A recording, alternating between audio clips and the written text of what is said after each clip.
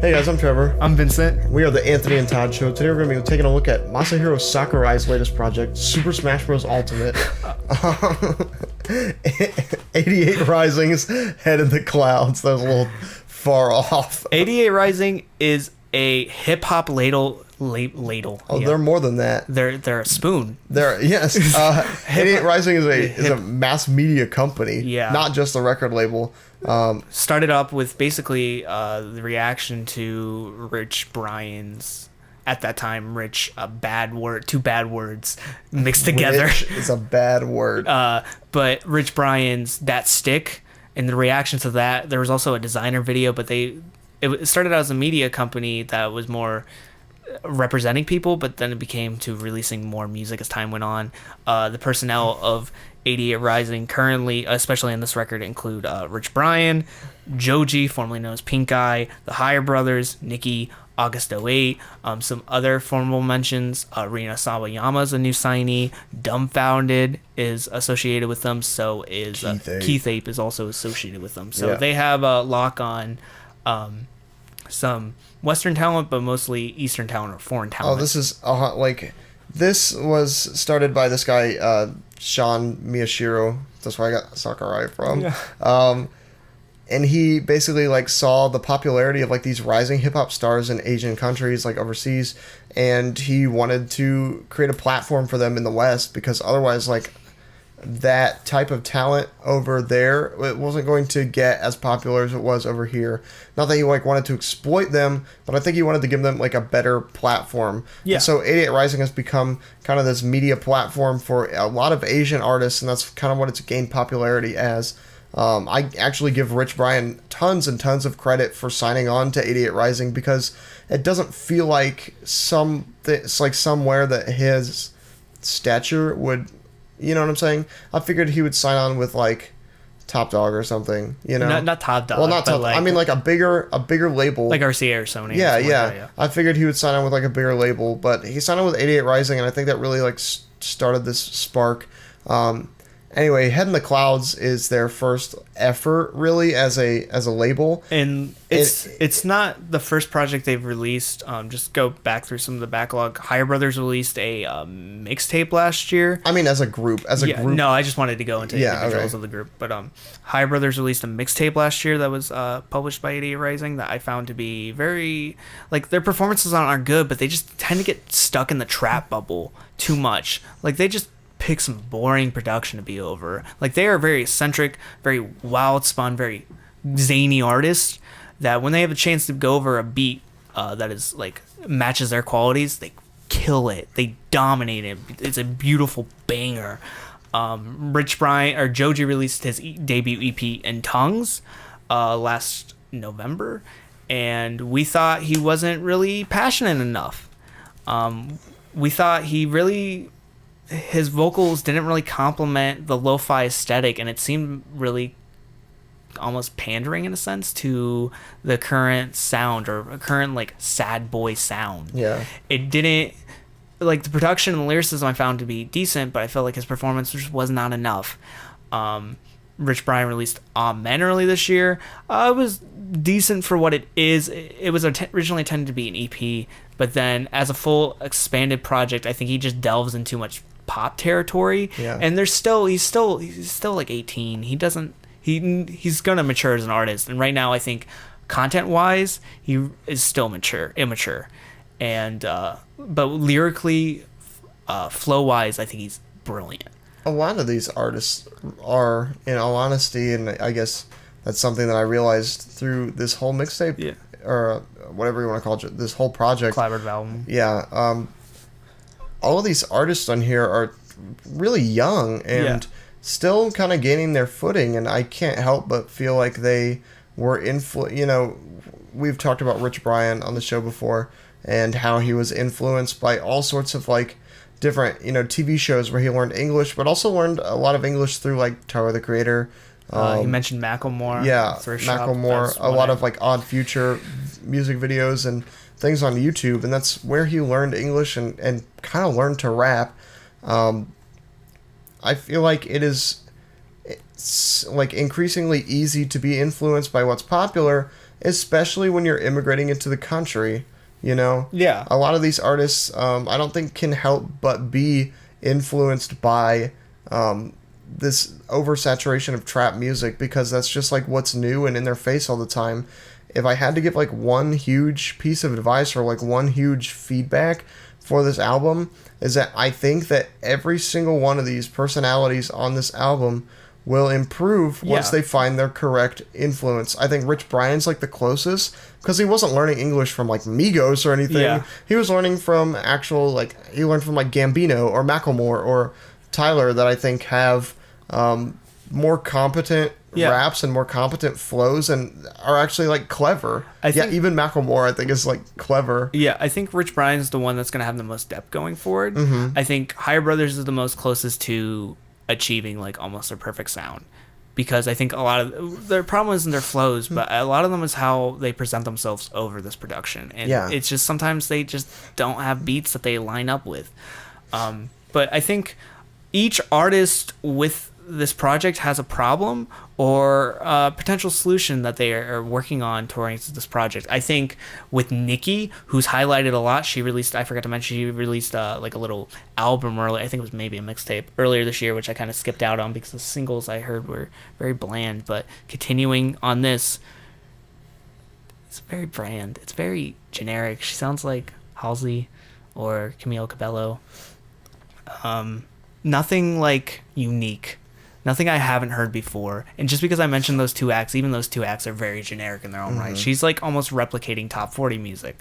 But I heard the track Little Prince with Rich Brian on Amen, and I liked her performance on that. She seemed very colorful, very lively. But on this, she comes very flat, very just like uninterested. And every time she shows up, I just kind of want her to go away. And I know she's talented. She has a talented vocal range, but sometimes she just needs to find something that turns her into a credible artist. August 08, who I was also introduced to on Rich Brian's Amen. On this, I find that he is very talented lyrically, flow-wise, but he is very generic as well. There's moments on here where I think he's literally ripping off Don McLennon's shtick from Brockhampton. Like, he just sounds like the same artist. I think August 08 actually owes Don McLennon like $20 from using his likeness on this record. Like, he straight up like just steals his content. Like Midsummer Madness, he straight up, like, not only does that track sound like a rip-off Brockhampton track, but he straight up sounds like they just stole Don McLennon, put him in a van, and kidnapped him and had him record a verse. Like, it just... Give him back. It, like... He doesn't have like a designated sound, and there's one moment on here with Rich Brian, I feel like Disrespectin, where he comes into his own a little bit more, but it isn't super out there. It's just not like generic trap artist, which is nice. I think he has a lot to learn, but I think he will improve, but it's just like I just don't know where he's going to improve to. Joji, who I actually surprisingly is actually one of my favorite parts of this record, in all honesty.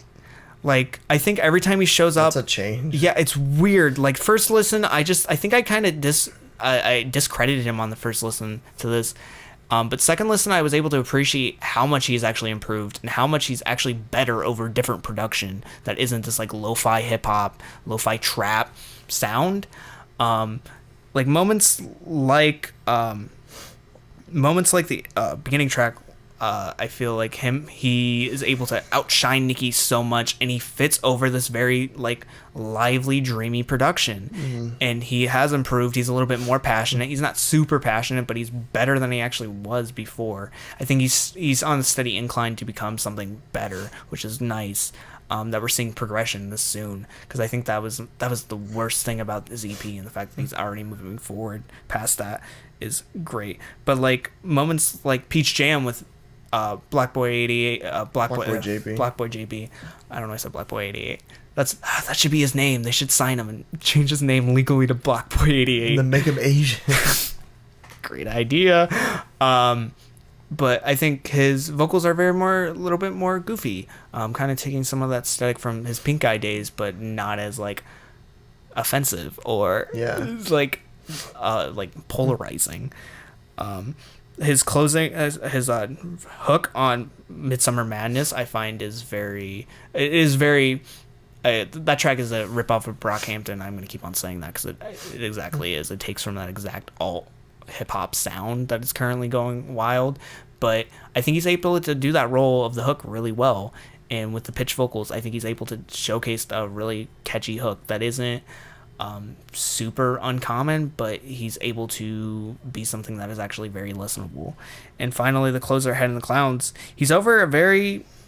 the track's called Heaven Clouds, but it's over a very like up in the air type instrumental, very cloud-like, very dreamy. Yeah. And he fits that to a T. And I think his performance on this is very good. Like, I think it's a very catchy pop track. I think Joji is he should be more of a pop instrumental, because from the current track record of everything, I think he does better on it, or he seems more willing to care, where he's over kind of lackluster lo-fi trap beat.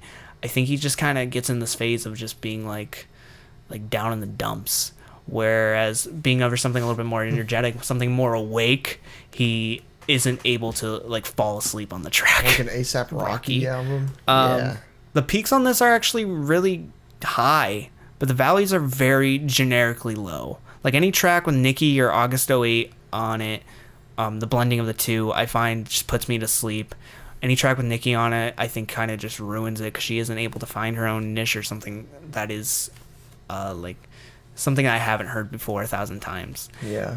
But the best moments on this record, I found Midsummer Madness, even though it is, I'm going to say this for the third time this episode, a rip-off Brockhampton track. Brockhampton's good. It's good, but it's like, I think it shows how much, like, I can't see past that. Is that like a bad thing that I can't see past that? Like, I can't. No, because it just I think seems, Brockhampton did it first and probably better. No, it just seems so timely. Like, right as they pick up into, like, the mainstream of their careers, that 88Rising releases this track. And it's a good track. It's probably the best track on the album, because it showcases a majority of the clientele in the best possible way. Mm-hmm. Rich Brian and Higher Brothers seem home, even though it's over a more, like, less aggressive, more spacey beat, but they seem that they're able to deliver on it. Joji does a good performance. August 08 is able to, like, deliver one of the few moments where I'm actually like, okay, this is why people understand him, and this is why he's valuable to the team. Mm-hmm. But I just don't understand, like, I just can't see past that. Like, it's a good track, but, like, every time I hear it, I'm just like, I may be the only person that thinks that, and I might be making a big deal of it, but it just seems like such a timely moment to release this track, right when they're rising. But other moments I enjoyed that actually are very unique to their own. Loverboy 88, which is a remix of I can't say his name. Fume Verbert. How do you pronounce it? How would you attempt to pronounce it? Because I can't read. I never passed the 3rd grade. Fume V40. That's good enough. But he's like Fume V40 is a like a. I almost classify him as the post-DeMarco era of music, kind of this very spacey mix of like jangle pop and indie rock. Yeah. With artists like I think Clara kind of falls into that, and like artists like Always kind of fall into that as well. But like I think this remix of his track Loverboy with like the Higher Brothers is such like a weird moment. Like, I don't understand why it exists, because it's just like they're remixing like an indie rock track. Yeah, it has like nothing to do with anything, but it's amazing. Like, it's so funny. Like, it's so charismatically willing to goof around. Higher Brothers, that's one of the things I enjoy about them, because I feel like they're willing to take risks with their verses. And on this track, everyone delivers a good vocal performance, or what I would solidify a good vocal performance is they may not be credibly vocal, or they may not be credibly talented, but they are passionately talented, and they're willing to deliver a performance that matches the funness of the track and almost the spacey atmosphere of everything. It has a super karaoke like tone to everything, karaoke vibe. Like everyone's just kind of like singing along, and the fact that it's not just like one member constantly doing everything and everyone's switching up, I think is great. And they actually somehow deliver better vocals than NIKI and Joji on that one track. I don't know. I think it's just weird. I think moments like Let It Go, which is an absolute smash banger between Black Boy JB and the Higher Brothers. Black Boy JB He's on 2 of these tracks. The one Peach Jam earlier with Joji, he actually showcases me that he actually has more talent than Look Alive, which is the track he did with Drake. Because he did a track on Rico Nasty's recent mixtape, and it sounded like he just ripped the verse from that. And a lot of the other performances I've heard from him have kind of been cut and paste. And on these 2 tracks, he actually is able to separate himself. Peach Jam, he's a little bit more lively, but the best version of that, Let It Go, he's able to just like let loose and just like dominate over this very like bumpy, catchy, like almost like a sharp mechanical like beat. 80 or Higher Brothers, again, when they're over something that is very lively and interesting, they amplify it, they match it. But when they're over something boring, they match that as well. They need lively production. Chameleons. Yeah, essentially, they're chameleons of the 88Rising group. But yeah, I think it's also the second half of DZ's verse is great. Just the fact that he's able to elicit that much character with his like performance is incredible. With just his screaming, I think is hilarious. But yeah, and finally, one of the last tracks I want to mention, Disrespecting with August 08 and Rich Brian and the Higher Brother. I think One Higher Brother is incredible. I think August 08 showcases like a different style of something that he can maybe go down to later on. It's a very catchy hook. Doesn't really clash with Rich Brian. And Rich Brian, this is one of the tracks alone on here where I feel like Rich Brian is able to just like let loose, because he has some of the similar problems with Higher Brothers where I think sometimes he just kind of falls in the shuffle. But this is one of the tracks where I think he's just able to go crazy on it and just like let his flow take you away. The Higher Brothers, the Higher Bro on this is the icing on the cake to the track. And then also another moment, Beam. Playboi Carti sounds like a Higher Brother. I honestly thought he was a Higher Brother until I looked at the Genius page and I found out it was actually him. Playboi Carti is an artist I'm actually learning to appreciate, because I think he has a lot of the same qualities I appreciate of like artists like Lil Pump and Lil Yachty. I feel like he's very mindless, and when his lyricism is able to just be very spacey and out there, it works. But this time I just don't think it's able to work. I don't think he's really as good as some of the moments on his last record, and it seems too spaced out, and he just doesn't seem like some of the tracks I've heard him be on before. It's not the fact that he's going slower, it's just the fact that it seems too slow and too spaced out. But he is able to Rich Brian is able to follow that, and this is like this very spacey dark beat is actually something that Rich Brian is able to thrive in this one scenario, because I think it may be spacey, but it isn't slow. It isn't like a crawl. It's more of like a brisk walk. He's able to match the momentum of it and amplify it into something more. I think he's able to sometimes outdo the beat. And I think on this one time, this is an instance where he's actually able to outdo the beat and something he's friends of. Remind me of the track Crisis, which he did with 21 Savage. Similar type of like almost spacey atmospheric hip hop. But the tracks Warpaint, Poolside Manor, and Plans, I just do not have the effort to finish them. Like I managed to get through each of them halfway through, and then I checked out the end to see if anything progressed, but I couldn't finish them. They were just so like generic, and like it brought this thing down to like a slug at certain instances before you would get back to the peaks with like Higher Brothers and Rich Brian and Joji. I think those moments were just slugs, and if they were cut, like this thing would be shorter, it would be more condensed, and it would make a lot of the mad moments look better in comparison. This album is like everyone's improving. This seems like a bunch of like scattered tracks that were placed together because they didn't really have any place on an actual album. Cruel Summer. But it is better. I'll give this better than Cruel Summer. I think the clientele on this is actually clientele that is part of 88 Rising, and they are the foremost focus of it. And a lot of these artists that are presented get full showcase. NIKI, even though I do not like her performances on it, I find in the production that follows her, I think she's given a good showcase on this, or like a good enough time to showcase her material. Same thing with August 08. Same thing with Joji, the Higher Brothers, Rich Brian. My only complaint is that some personnel that I enjoy and I feel like could have benefited from this aren't on here. Like Keith Apes shows up for a track to do a remix of a famous deck track, which I find really like little fun, little Ivy. Famous Decks, the instrument Famous Decks reminds me a lot of like Little Yachty, and like the instrumentation's very like saturated and like playful. But Keith Ape dominates on the beat, and I sit there and I wonder why he wasn't on more of these tracks. Yeah. And I know it's not an easy thing to arrange a lot of these things, but I hope he's he was part of the clientele. You know, yeah, think that like, you could get a hold of him a little easier. Yeah, and then same vein, Rena. I wish Rena could take the place of NIKI every once in a while. Yeah, just like I even if it was a track, that would be enough, because like her last EP was so good, and like if they did the same thing they did with Loverboy 88 and did that with like an actual Rena track, but have Higher Brothers on top of that, that would have been incredible. Like it would have provided the same atmosphere, but like I would have loved to see that collaboration between Rena and Higher Boys, because I think it would have been really fun and great.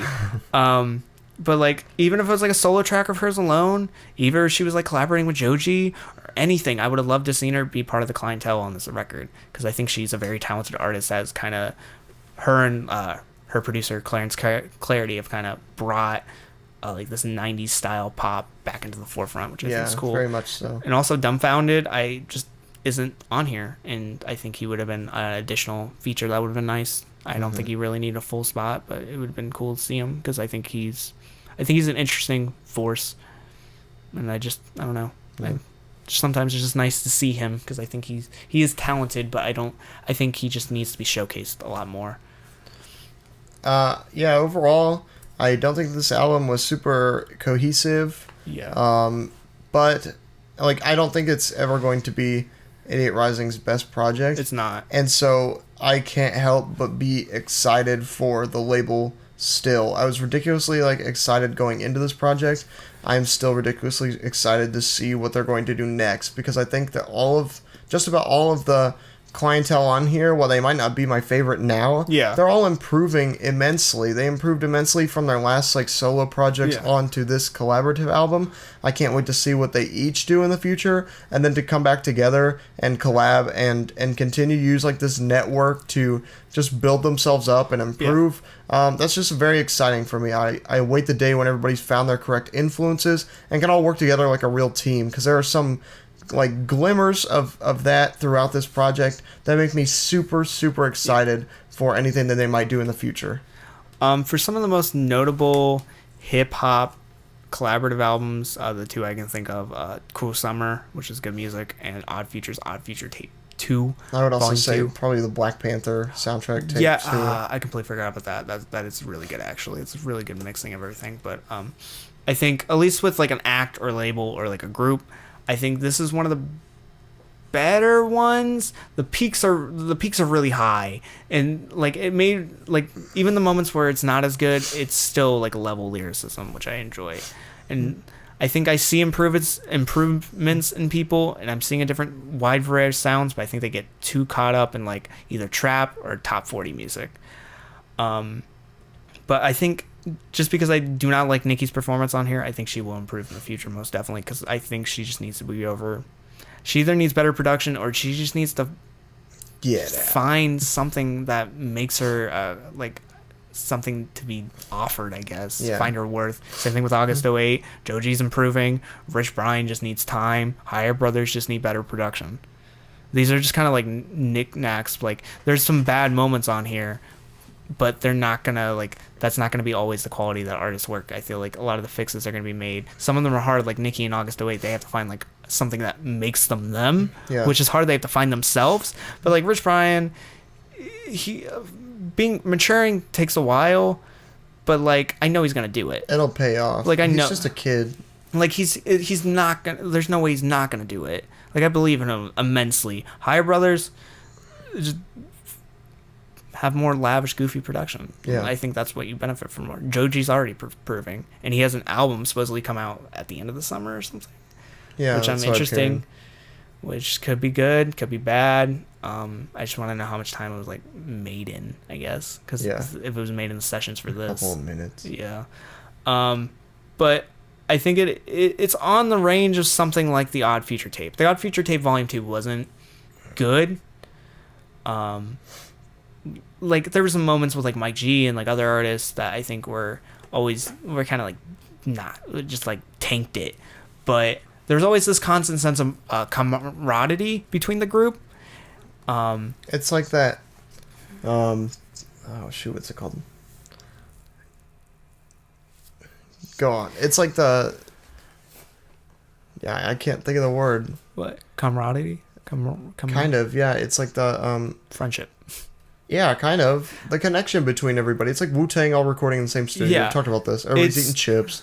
It's that album had that, and I think but I think the peaks on this are way higher, and the potential of everyone's way higher, and I think how they are presented, like I think the peaks, the valleys of Odd Future Tape Volume 2 aren't comparable to the valleys on this. I think the valleys on this are a little bit higher, which is nice. So it's a comparative project to that. It's not as bad as Cruel Summer. Cruel Summer is just a poorly isolated mix of so many artists that like nothing has any meaning, and the clientele that's associated with like Big Sean and like Big Sean especially, he's on that way too much, and that's probably the biggest example I can think of. But like no one has any chemistry with each other. There's one track, New God Flow, where I think Pusha and Kanye are able to collide, but no one else is able to like mix well on that. But they did a good job of making one of the better compilation albums I heard. But yeah, I think they just need to improve. There's minor improvements. Other than that, I think I'm interested to see the future of this label and the future of solo projects, or maybe another collaborative album, who knows. But until next time, guys, I've been Vincent. I'm Trevor. See you, boys. Bye, everybody.